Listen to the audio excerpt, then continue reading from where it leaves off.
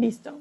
Bueno, buenos días a todos. ¿Cómo están? Bienvenidos a este webinar de El hogar como entorno protector durante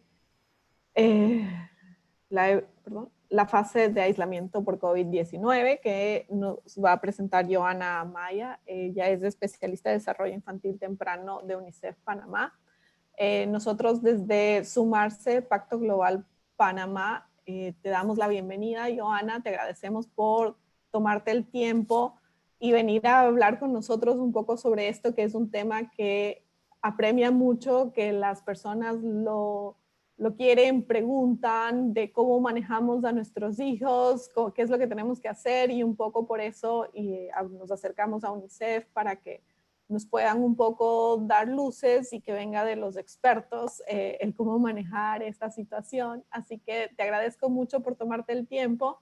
Espero que te encuentres bien. Bienvenida y comenzamos. Verónica, muy buenos días. Muchas gracias por la invitación. Un saludo especial a todos y todos los que nos escuchan y nos acompañan en esta transmisión.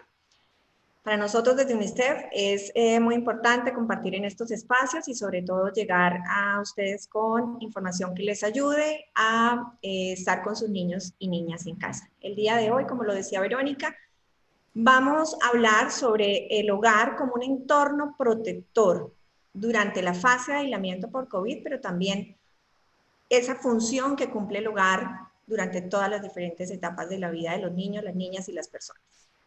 Para eso vamos a tratar tres temas. El primero, ¿qué se entiende por entorno seguro y protector? El segundo, ¿qué podemos hacer para que nuestro hogar sea un entorno protector de los niños y las niñas durante la etapa de aislamiento que estamos viviendo?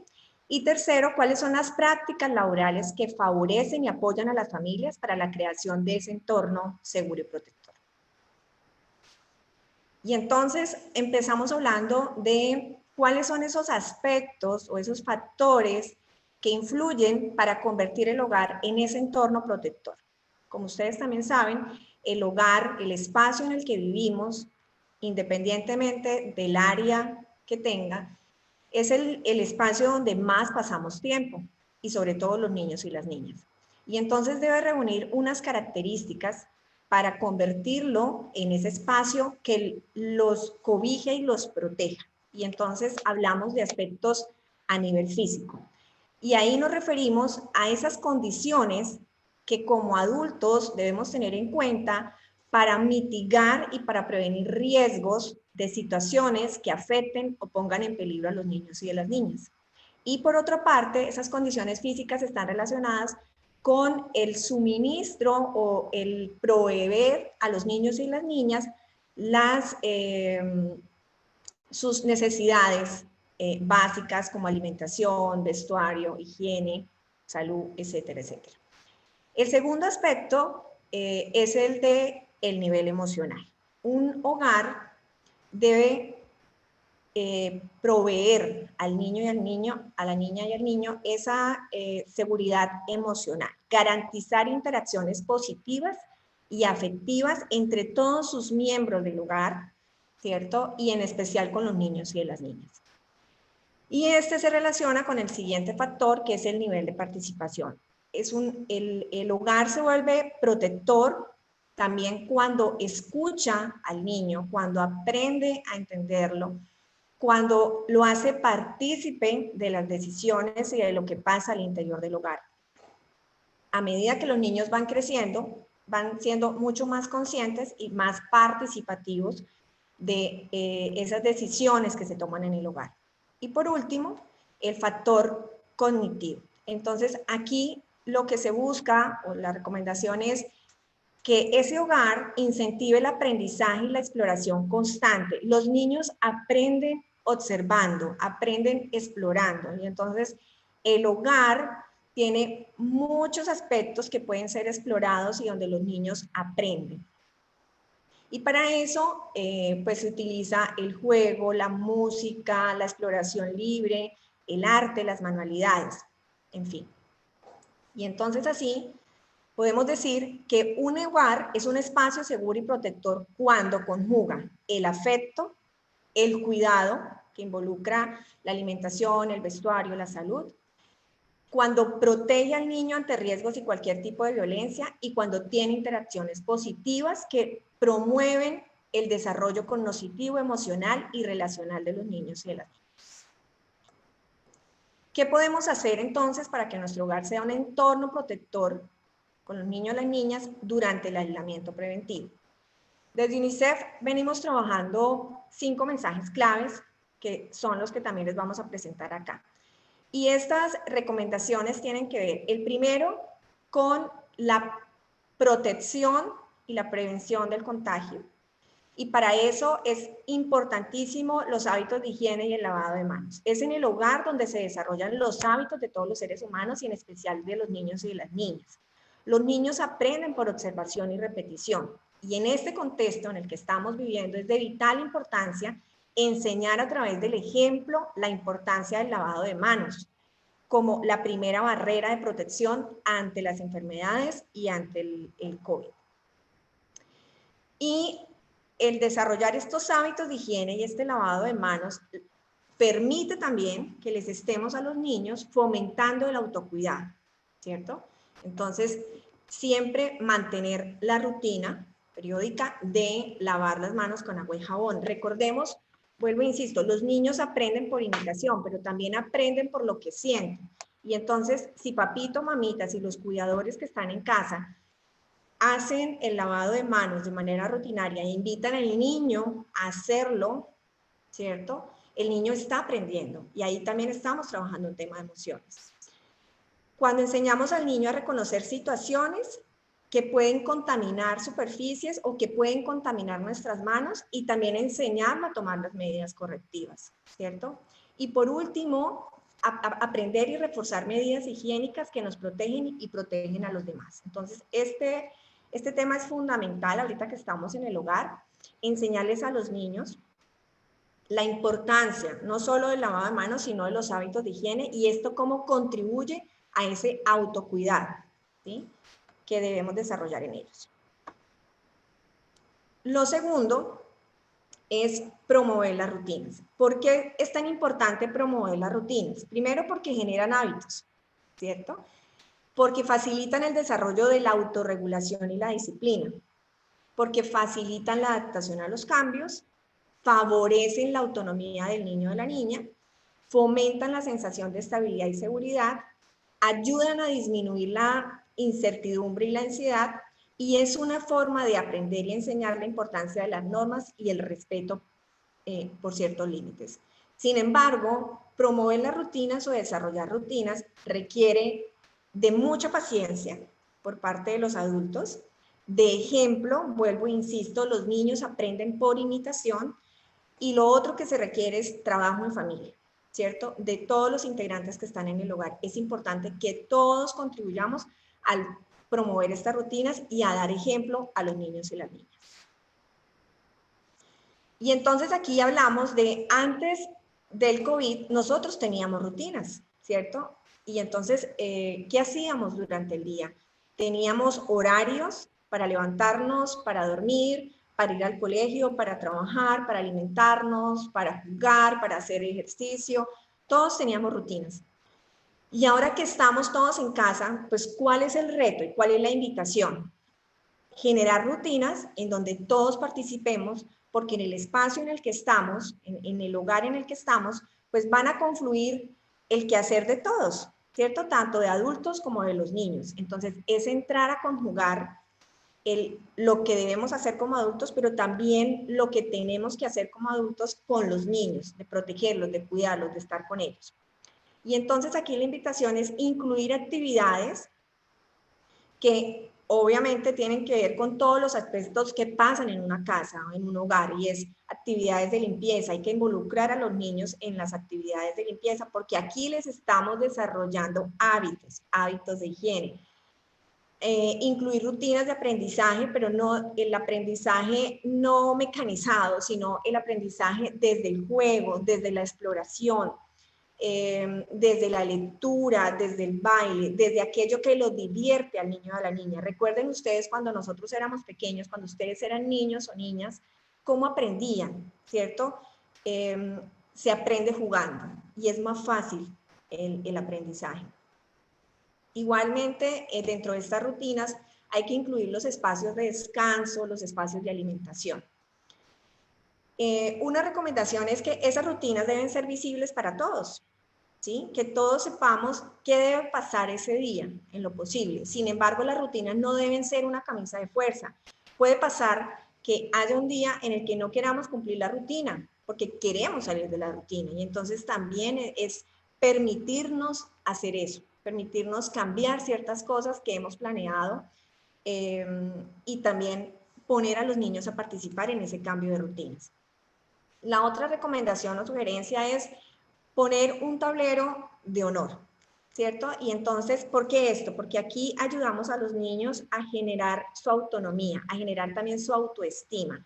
Cuando ayudamos o incentivamos al niño a lograr cosas que ellos quieren, cosas tan sencillas como por lo menos apuntarse los zapatos o aprender a abotonarse la camisa o a aprender a pronunciar una palabra, ¿cierto? Son logros que, aunque parezcan insignificantes, ¿cierto? Le están ayudando al niño, le están contribuyendo al niño a su autoestima y autonomía.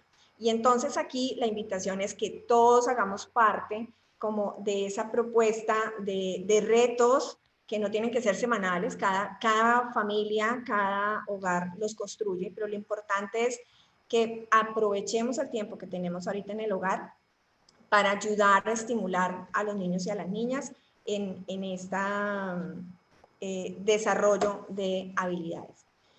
Y la otra recomendación es que las rutinas, pues obviamente, vuelvo e insisto, no pueden ser tan rígidas y tienen que tener un balance en lo posible entre lo laboral, lo familiar y lo personal. ¿Sí?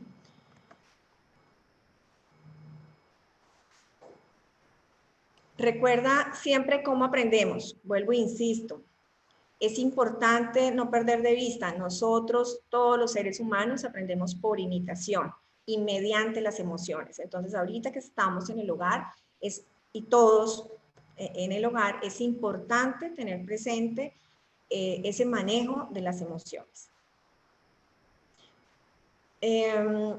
Otra recomendación es, los niños y las niñas hay que cuidarles sus emociones, ¿cierto? Hay que cuidar la información que se les suministra, la información que llega, hay que explicarles, ¿sí? Lo que está pasando de acuerdo a la edad de los niños, utilizando un lenguaje apropiado para cada uno de los niños y de las niñas. En este momento es fundamental que se trabaje con ellos el aprender a reconocer las emociones, en identificarlas y en poder autogestionar las emociones, no solamente de los niños, sino también de los adultos, ¿sí? Es normal que sintamos en ciertos momentos situaciones de miedo, de enfado, de molestia, de alegría, de tristeza, ¿sí? Y es importante conversar con los niños sobre lo que está sintiendo, qué es lo que le está ocasionando esa emoción, esa sensación que tiene y cómo podemos ayudarlo, ¿cierto?, a autogestionar esa emoción. Vuelvo e insisto, esto no es solamente para los niños, también para los adultos, porque nosotros damos ejemplo de cómo nos gestionamos nuestras emociones. ¿Qué prácticas laborales entonces favorecen y apoyan a las familias para la creación de este entorno seguro y protector? Entonces, aquí tenemos un factor que está ahorita en boom, pues por el tema del aislamiento, y es el teletrabajo, el teleworking, que tiene que tener un balance con el cuidado familiar. Y aquí una de las recomendaciones, y hay mucha información en internet al respecto, y es clave que nosotros como adultos también nos organicemos para hacer el teletrabajo, ¿cierto? Entonces, la primera recomendación es disponer de un espacio para trabajar e intentar separarlo de los sitios de ocio, de los sitios de descanso, ¿cierto? Hay que organizarse y definir horarios para trabajar. Hay que identificar cuáles son las prioridades y hay que conversarlas con los jefes, obviamente. Hay que compartir responsabilidades con todos los integrantes de la familia, ¿cierto? Hay que explicarles a los niños, acá es muy importante porque si bien los niños, para ellos también es nuevo que estemos todos en casa y los niños entre más pequeños asocian que si mamá y papá están en casa es porque van a dedicarme tiempo. Acá es muy importante hablar con ellos de estoy en casa y por eso son importantes las rutinas y por eso es importante que mientras que yo esté trabajando tú me puedes ayudar de tal forma, ¿cierto? Y mientras que yo estoy trabajando, tú puedes hacer esta actividad, puedes jugar libremente, puedes hacer esta manualidad dependiendo de la edad del niño. Y acá también es importantísimo realizar acuerdos con los diferentes adultos que están dentro del hogar para compartir la responsabilidad del cuidado de niños y niñas y respetar estos acuerdos, ¿sí? Entre más pequeños los niños, más tiempo demandan. Entonces, cada familia tiene un contexto diferente dependiendo de las edades de sus niños. Y por último, explicar a los niños y niñas en qué horarios los padres o cuidadores están trabajando y cómo pueden ayudarlos. Esto ya lo había mencionado. Entonces, uno, es súper importante cómo nos organizamos nosotros al interior del hogar para hacer las funciones del teletrabajo, pero también es muy importante cómo las empresas apoyan a los trabajadores que tienen familias, entendiendo que cada uno tiene un contexto diferente, vuelvo e insisto, por las edades de los niños y también por las características del hogar, ¿cierto? Entonces, aquí las recomendaciones son, primero, cada una de las empresas debe verificar que se cuente con las herramientas, el apoyo tecnológico y sobre todo los entrenamientos apropiados para el uso de la tecnología, ¿sí? Lo segundo es garantizar que los supervisores o los jefes del equipo, de los equipos, asuman, comprendan la flexibilidad en los casos de teletrabajo. No es lo mismo tener un bebé de 6 meses que requiere muchísimo más tiempo a un niño o una niña de 7, 8 o 9 años. Entonces, cada caso hay que analizarlo dependiendo de su contexto. Tercero, ponerse de acuerdo en tareas prioritarias para apoyar a los trabajadores a ser lo más productivos posible en caso de que tengan, además, cuidados y responsabilidades familiares. Y garantizar que los padres que trabajen cuenten con suficiente tiempo para apoyar el aprendizaje y desarrollo de sus hijos y dedicarles tiempo a fin de que manejen el estrés. En el caso de que se presente una enfermedad, pues obviamente garantizar el descanso remunerado. Existen diferentes formas o ejemplos de acuerdos de trabajo flexible. Aquí mencionamos algunos. Se pueden hacer semanas de trabajo comprimida, generar horarios de trabajo flexible, no tiene que ser una jornada completa, sino fraccionada, compartir trabajo con otros colegas, hacer cambios de turno. Y en descanso flexible, pues obviamente tenemos permisos pagados por cuidados de emergencia, permisos a largo plazo con protección laboral, horas reducidas o tiempo parcial bajo la misma tasa que se paga. La otra recomendación para las empresas es mantener la comunicación, monitorear las noticias y las medidas que dan las autoridades para comunicar esa información crítica y veraz a los colaboradores de manera regular. Lo segundo, identificar necesidades que sean muy apremiantes de los trabajadores y de sus familias y entablar un diálogo directo con estos casos, en estos casos. Lo tercero, evaluar la eficacia de las medidas de apoyo mediante consulta a los trabajadores y adaptar esos apoyos, esas medidas cuando se requieran. Y sobre todo, dar apoyo a los trabajadores para que asistan a los niños y a las niñas, entendiendo, vuelvo e insisto, que los niños tienen unas necesidades especiales de atención, de afecto, de cuidado. En resumen, es mantener canales de comunicación abiertos, son súper importantes, en donde mantengamos una escucha activa y empática, entendiendo también que los adultos tenemos emociones, ¿cierto? No solamente los niños. Hay que entender, aprender a escuchar y ser empáticos entre todos los colaboradores de las empresas. Tercero, tener una retroalimentación oportuna del trabajo que se realiza. El tema de la virtualidad nos lleva a mantenernos comunicados ¿cierto? Y a expresar también cómo se está haciendo el trabajo, qué se puede mejorar, priorizando las cosas que realmente son importantes. Acá viene a ajustar prioridades y expectativas al contexto y abrir espacios de interacción de experiencias y buenas prácticas familiares entre los colaboradores que les permitan a ellos tener ese canal de comunicación para compartir cómo están haciendo en sus hogares y ayudar a fomentar la comunicación. Y por último, recordar que todos y todas, cuando hemos sido niños, aprendemos en el hogar. El hogar es el espacio, diría yo, más importante para la vida de los niños y de los niños. Nosotros aprendemos en el hogar a través del juego, a través de los cantos, a través del baile, a través de la exploración. Tenemos muchísimas herramientas para trabajar desde el hogar. Muchas gracias. Súper, Joana. Muchísimas gracias. Mira, tengo una pregunta aquí que me parece súper relevante. Es de una ONG, una fundación, en que dice que ellos usualmente son una fundación que ayuda a niños y jóvenes. Y entonces ahora dicen que, claro, tienen la limitación del Internet, que no todos los jóvenes y los niños vulnerables tienen este acceso al Internet y entonces no tienen esa conexión con esta fundación que usualmente era su lugar seguro o su lugar donde se sentían bien. Entonces dicen que sienten que se desganan y se desmotivan. Entonces, ¿cómo puede hacer esta fundación para mantener el contacto con estos niños y velar por su bienestar o por bienestar emocional, por seguir teniendo este vínculo?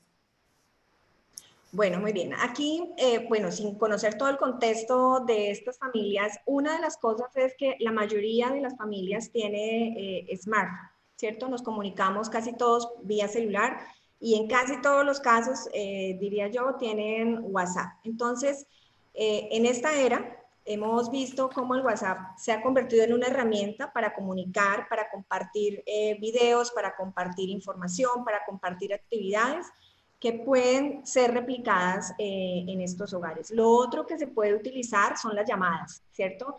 El mantener el contacto con estas familias, llamar, escucharlos. Aquí es muy importante, vuelvo e insisto, la escucha. Entender qué es lo que le preocupa a la familia, qué es lo que le está pasando al niño, a la niña o al adolescente, para poder orientar de la manera pues, más adecuada según el caso. Súper. Otra pregunta que es muy actual y es el tema de las tareas y la escuela en casa, ¿no? Que por un lado tenemos a los niños que esta última semana fue un poco estresante porque era tengo clases, no tengo clases, lo prohibieron, no lo prohibieron, mi escuela va a dar, no. Después de que tuvieron unas semanas de acomodarse o aprender a esta nueva forma de hacer colegio, entonces ahora les dicen que no, después que sí, ahora algunos efectivamente pueden volver, otros no.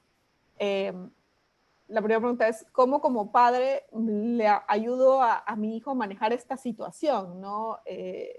Porque para él también es un estrés, ¿no? Bueno, acá hay dos cosas que a mí me gustaría traer. Lo primero es el manejo de las emociones, ¿cierto? Entonces, hablar con el niño de qué es lo que está generando esta situación. Siente miedo, siente rabia. Algunos pueden estar alegres de no querer, de no tener que hacer nada, ¿sí? Entonces, identificar la emoción. Dependiendo de la emoción, mirar cómo se autogestiona. Eso por un lado, ¿sí? Para cuidar las emociones de los niños. Por el otro lado, aquí el llamado es, recordemos que el aprendizaje se da es con el afecto. Y aquí lo importante, lo más importante de esta etapa es que nuestros niños y nuestras niñas reciban afecto, reciban cuidado, ¿cierto? En el hogar. El aprendizaje se da en el hogar. El aprendizaje no necesariamente, quitémonos de la cabeza el estrés de las materias, ¿cierto? El niño, vuelvo, insisto, recordemos cómo cuando éramos niños, cómo aprendimos, ¿cierto? Cuando nos ponían a jugar con ciertos elementos aprendíamos a contar, ¿cierto? Cuando cantábamos una canción estábamos aprendiendo a comunicarnos. Entonces, bajemos un poco esa ansiedad, ese estrés y transmitámosles a los niños que a través de otras formas, no solamente de tener libros o de tener guías, vamos a aprender, y que en la medida que se va solucionando y que también el Ministerio de Educación va generando herramientas, pues vamos a ir lográndolo. Aquí lo importante no es si pierdo o no pierdo el año escolar, aquí lo importante es la salud emocional de los niños y de todo el entorno del hogar. Sí, un poco también para esa pregunta de todo el entorno laboral. ¿Qué recomendaciones o tips nos das a los padres y a las madres que nos vemos ahora enfrentados en volver a clases, y también el nivel de frustración de uno, no me acuerdo, no puedo explicarle, no sé cómo se hacen las matemáticas, que es lo que a muchos les da dificultad? En mi caso sería al revés, la geografía y la historia. Pero bueno, todos tenemos materias que no dominábamos en el colegio y estuvimos felices de que se terminó, y ahora tenemos que volver para enseñar, que es aún más difícil. Entonces, ¿qué tips nos puedes dar para poder afrontar esos momentos de frustración como padre y no caer en la riña con el niño, sino, no sé, tomarse un break, o qué sería lo mejor para que la situación de estrés no escale y podamos llevar el confinamiento de la mejor forma? Mira, tú dijiste al inicio una cosa muy importante y es sentirse frustrado. Y aquí es eso, ¿no? Reconocer qué es lo que nos está generando esa frustración y no esconderla. Ser muy sinceros, ¿cierto? Y estar abiertos a aprender, ¿cierto? Porque a veces pensamos que porque ya somos adultos no tenemos por qué volver a aprender o no tenemos que seguir aprendiendo. Entonces, ser muy abiertos también con los niños y enseñarles que estamos, y mostrarles que estamos también en la disposición de aprender. Existen diferentes herramientas y como tú lo decías, pues cada uno tiene una materia de pronto que no le gustaba muchísimo cuando estaba en el colegio. Algunos eran las matemáticas, otros las sociales, la geografía, pero hoy en Internet existen diferentes herramientas, videos que pueden explicar las temáticas de manera sencilla. Entonces, como padres es apoyarnos, no tenemos que saber de todo, ¿sí? Eso es algo importante, también quitarnos un poco ese peso de tenemos que saber de todo y no. O sea, podemos buscar herramientas con el niño y ahí es donde también los ayudamos a buscar, a explorar, a investigar, ¿cierto? Y es cómo papá, mamá y el niño o la niña investigan y aprenden juntos. Esa es una forma, ¿sí?, de enseñar desde la emoción. Súper. Mira, un poco también el tema de las diferentes etapas del niño, ¿no? Está la primera infancia, después ya son la niñez y después la adolescencia.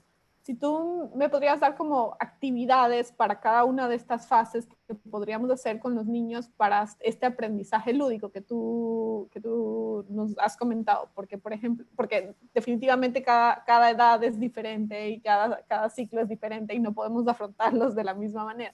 Entonces, si nos puedes dar como recomendaciones para cada una de las etapas de qué actividades lúdicas podemos hacer que también están aprendiendo. Bueno, mira, no hay un esquema, no podría decirte ahorita hay un esquema para cada grupo, ¿cierto? Porque nosotros lo que buscamos es desarrollar en el niño ciertas habilidades, ciertas competencias a partir de unas actividades que en algunos lados se llaman actividades rectoras del aprendizaje, que son la exploración, que es cuando yo le permito al niño, independientemente de la edad, conocer, explorar el mundo. Si ustedes se fijan, los niños se entretienen fácilmente. Si ustedes ponen a un niño con una caja de arena, el niño va a disfrutar colocando su manita en la arena, tocando la arena, dejándola caer, haciendo figuras en la arena. Eso es una forma de explorar. Y ahí está aprendiendo, ¿cierto? A través de las sensaciones, a través del tacto. Si yo pongo al niño, ejemplo, a elaborar una botella de la calma, no sé si la han escuchado, hay diferentes juegos y dinámicas en internet que les pueden servir, pero estas por lo menos les sirven para diferentes edades. Hay una botella de la calma en donde con escarcha o con pegatina se elabora la botella, ¿cierto? El niño está ahí haciendo exploración, está trabajando también el tema de la motricidad, ¿cierto? fina, aprendiendo de colores. Esa es otra forma. La otra es a través de la lectura. Cuando leemos cuentos o cuando hacemos que el niño invente historias, le estamos fomentando su imaginación, le estamos fomentando el desarrollo del lenguaje. Entonces, cada etapa puede utilizar estas herramientas de diferente manera. No es lo mismo la actividad que le pongo a un niño de 2 años al que le pongo al de 7 años, pero sí puedo utilizar, ejemplo, vuelvo e insisto, la exploración, ¿sí? La forma de investigar, de imaginar. La otra es el baile, ¿cierto? La corporalidad. Entonces, el hecho de poner a un niño o una niña a bailar, a danzar, ¿cierto? Le estoy permitiendo que conozca su cuerpo, ¿cierto? Le estoy permitiendo que disfrute también del sonido, ¿sí? Los juegos libres, los rompecabezas, los juegos de figuras geométricas para ayudar a desarrollar el razonamiento abstracto. Todo depende de los elementos que tengamos en casa, ¿sí? Nosotros los invitamos, pues obviamente, a que visiten nuestra página en UNICEF. Ahí tenemos algunas guías y estamos apoyando al Ministerio de Educación a desarrollar otras guías. También tenemos todos los días a las 10 de la mañana un cuentacuentos que viene con actividades para todas las edades, ¿cierto? Que les permite interactuar a los niños y a los papás dependiendo de la edad. Súper. Y para los adolescentes es un poco también el tema de que, claro, hay padres que limitan el uso de la tecnología por horas, por todas las recomendaciones que sabemos. Y ahora es un poco difícil porque también es la herramienta de estudio y de comunicación para estudio y demás. Entonces, ¿qué recomendaciones pueden hacer ustedes como para establecer un espacio para los adolescentes que también además se aburren de todo lo que no es tecnología rápidamente, para crear estos espacios de esparcimiento diferentes y que no están pegados a un televisor, a una consola, a un computador, tablet, etc.? Cada etapa tiene sus retos, ¿cierto? Y la etapa de los adolescentes, por la cual hemos pasado todos, ¿sí? Es diferente, ¿sí? Y como padres la invitación es a escucharlos, a escuchar y a entender que ese adolescente está teniendo cambios, ¿cierto? Y puede ser que para él lo fácil es de pronto hacer más actividades de ocio porque las disfruta, no significa que no esté aprendiendo, ¿cierto? Y acá la invitación es involucrarlos en el desarrollo de rutinas, ¿cierto? Cómo yo involucro al adolescente en las rutinas que deben pasar en el hogar, sin prohibir, ¿sí? Explicando es la responsabilidad que todos tenemos en el hogar y cómo ese adolescente aporta en el hogar, en la armonía también del hogar, y cómo él también tiene unos derechos, ¿sí? En el tema de juego, en el tema de esparcimiento, en el uso de la tecnología, y acá lo importante es vigilar lo que ven a través de esa tecnología, ¿cierto? Que los recursos que ellos están buscando, pues obviamente no los pongan en riesgo, ¿sí? Más que en este momento prohibir, porque es la forma que estamos utilizando para comunicarnos. Entonces sería como contradictorio decirles que no lo pueden usar en este momento. Correcto. Bueno, a mí me gustaría un poco volver al tema de primera infancia y es un poco por lo que hablábamos al principio y es, así como yo, hay muchas mamás y papás que ahora tienen niños chiquitos, bebés, 1 año, 2 años, que todavía no están hablando y no puedes como comunicarte y saber o explicarle elaboradamente la situación y cómo está pasando, pero sienten el cambio. O sea, mi niña, por ejemplo, ella ahora le costó mucho el vernos en casa y que no era tiempo de jugar con ella, porque ella estaba acostumbrada a que papá y mamá están en casa, significa que están para mí y solo para mí y jugar para mí. Y ahora estamos en casa, pero no estamos solamente para ella, sino que también tenemos que trabajar y demás. Y mi esposo y yo nos encerramos en cada uno en un cuarto diferente como para que no nos vea y un poco escondernos de ella, ¿no? Pero el manejo de esa frustración que ella siente era un poco difícil también para nosotros como padres, porque caíamos en lo que tú nos mencionaste de este sentimiento de culpa, de que la tengo ahí al lado y no estoy jugando con ella. Entonces, ¿qué podemos hacer uno para manejar nuestras emociones y nuestro sentimiento, por así decirlo, de culpabilidad de que no estamos jugando con ella? Y para a esa temprana edad enseñarles de que, bueno, esta es la nueva normalidad, porque no sabemos cuándo vamos a volver a salir de casa. Bueno, aquí se mezclan varias cosas de las que hablamos en la presentación. Lo primero es que como mamá y papá tenemos que identificar qué es lo que nos está generando esa frustración o ese sentimiento de culpa, como tú lo mencionas, ¿sí? ¿Será que me estoy sintiendo incómoda porque no estoy teniendo un balance entre lo laboral y lo personal? ¿Sí? ¿Será que es que debo hacer una negociación, una conciliación con mi jefe para darle a conocer mi situación? Y ahí es un tema de emociones de los adultos, ¿no? De qué me está pasando, y por eso yo lo decía en los aspectos que hay que tener de las empresas. ¿Cómo puedo tener esa comunicación abierta con mi jefe de decirle, mira, yo tengo una niña muy pequeña que está demandando atención, ¿sí? Me estoy sintiendo frustrada y creo que una de las formas es que yo pueda tener unos horarios flexibles, ¿sí? No voy a poder estar conectada a las 8 horas porque necesito dedicarle tiempo a la niña, porque en últimas la niña puede sentir rechazo, ¿sí?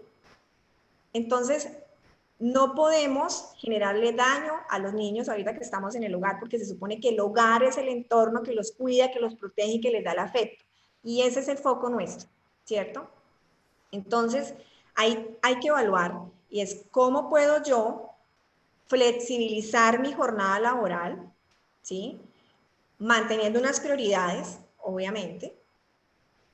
¿Cómo las puedo conversar con mi jefe? ¿Cómo mi jefe me puede apoyar para contribuir a ese equilibrio emocional del hogar? Porque tú tampoco vas a estar tranquila, encerrada, escuchando que la niña está llorando, ¿sí? Entonces no vas a producir. Entonces ahí es donde viene el tema del equilibrio emocional.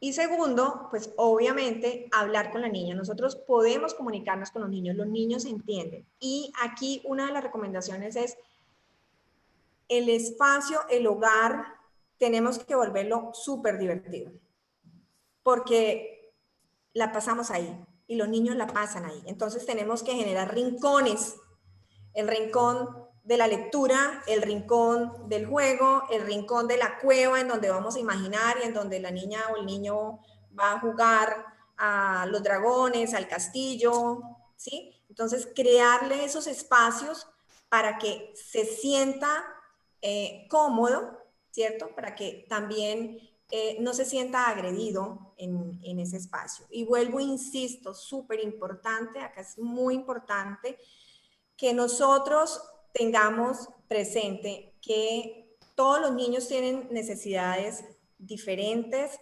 de atención según la edad. Entonces tenemos como padres que ser conscientes de eso y hablarlo francamente con nuestros jefes, con las empresas, ¿sí? Para poder lograr ese equilibrio.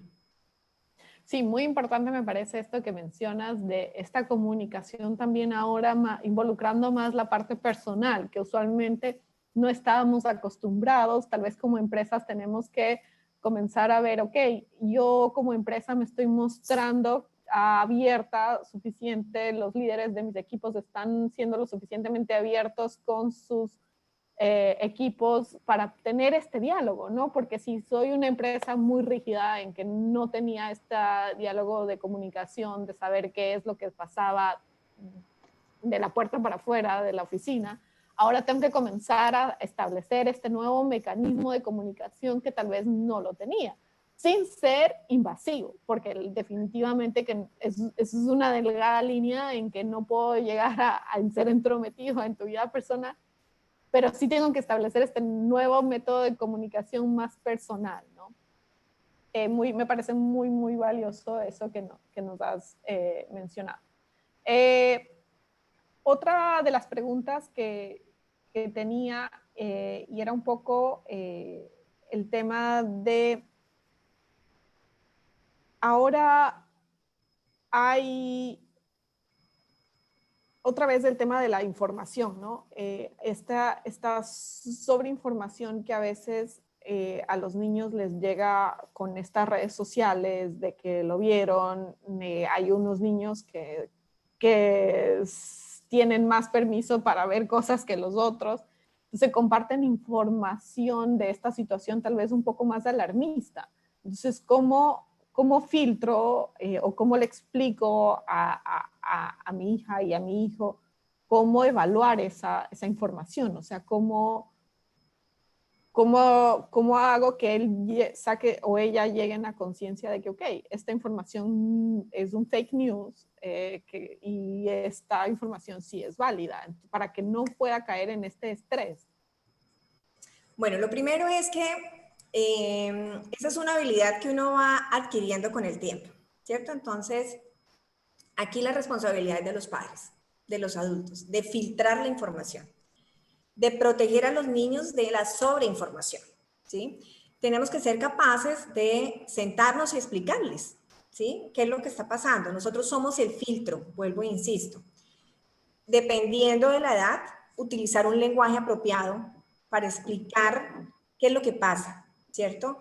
Y hablar claramente, decir, mira, hay noticias que son falsas, hay información que es falsa. Si tú tienes dudas, pregúntame. No lo sé todo, puedo averiguar, ¿sí? Puedo investigar, ¿sí? Y ahí por eso también es muy importante la labor de la empresa en tener información veraz que la entregue regularmente a sus empleados, ¿sí? O sea, mantener esos canales de comunicación también involucra eso, porque eso facilita que yo como padre le pueda suministrar información al niño o a la niña, ¿sí? Es una cadena.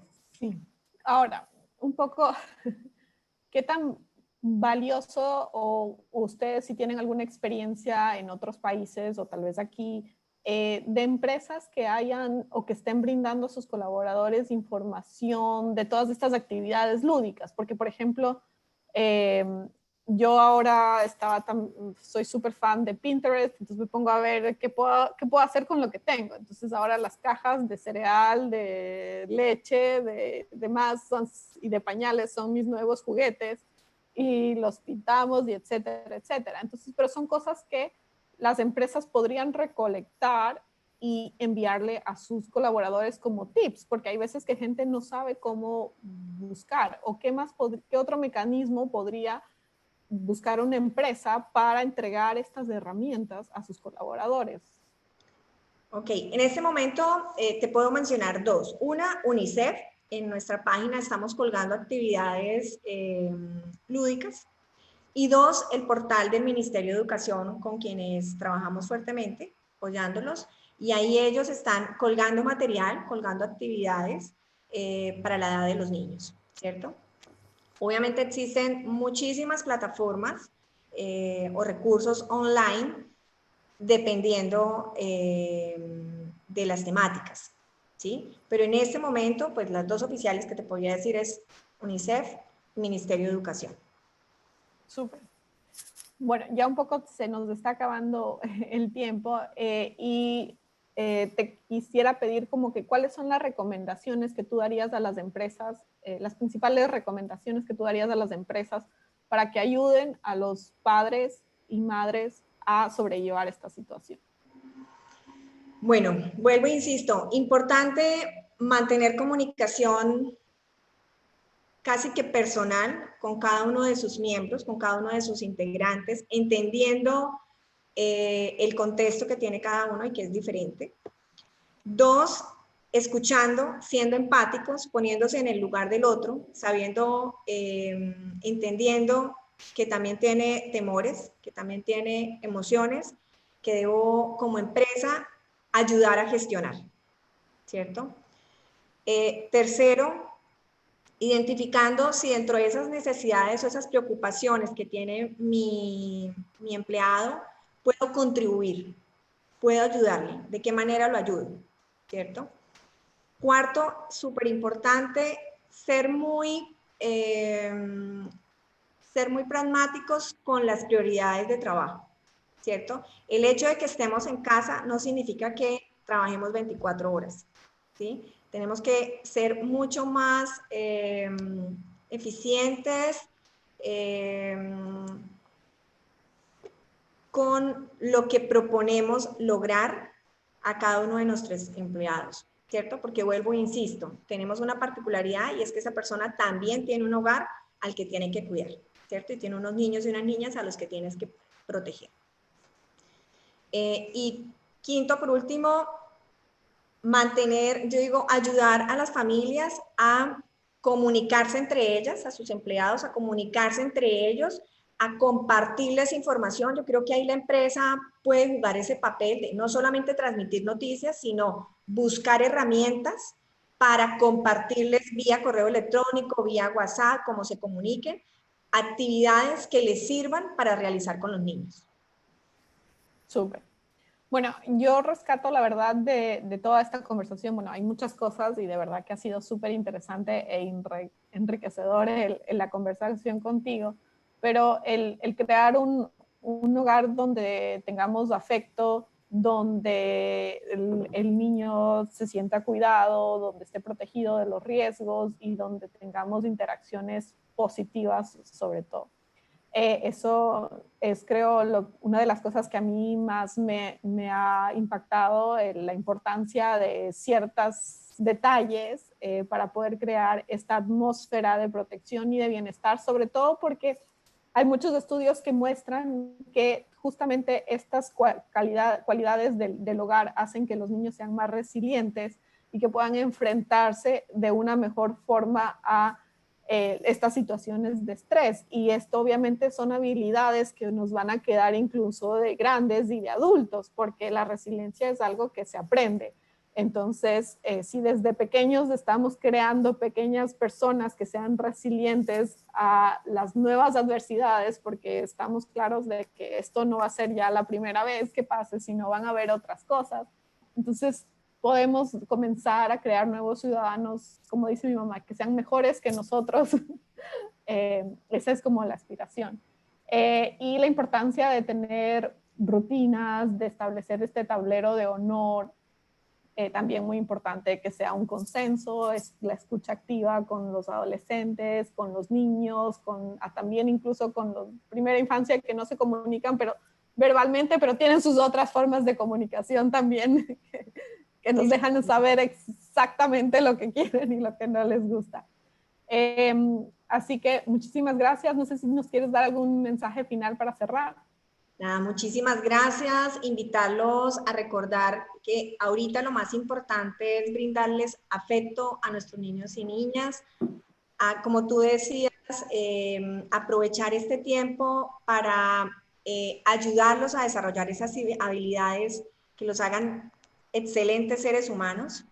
Y eso se hace a través, vuelvo e insisto, del ejemplo, del amor, de la escucha de todos los niños y las niñas y de todos los integrantes y protegerlos obviamente de cualquier riesgo con lavado de manos y obviamente cualquier situación de cualquier tipo de violencia que se pueda presentar.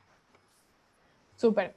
Bueno, me queda a mí desde la parte de sumarse, darte las gracias nuevamente e invitarlos a nuestra audiencia el día jueves a las 9 de la mañana. Estaremos transmitiendo sobre el tema de inversión social. Nos está acompañando Linda Maguire, representante del PNUD, y también Verónica Zavala, gerente general del Banco Interamericano de Desarrollo. Va a ser moderado por nuestro director ejecutivo, así que es también muy relevante, sobre todo en esta época en que hay muchas fundaciones, como vimos ahorita, que también están buscando ayuda de parte de las empresas para poder realizar igual UNICEF, una labor muy importante, ¿no? Que no podemos dejar de lado en esta época también de crisis. Así que muchas gracias, que tengan un buen día, cuídense mucho y nos vemos el jueves. Hasta luego. Hasta luego.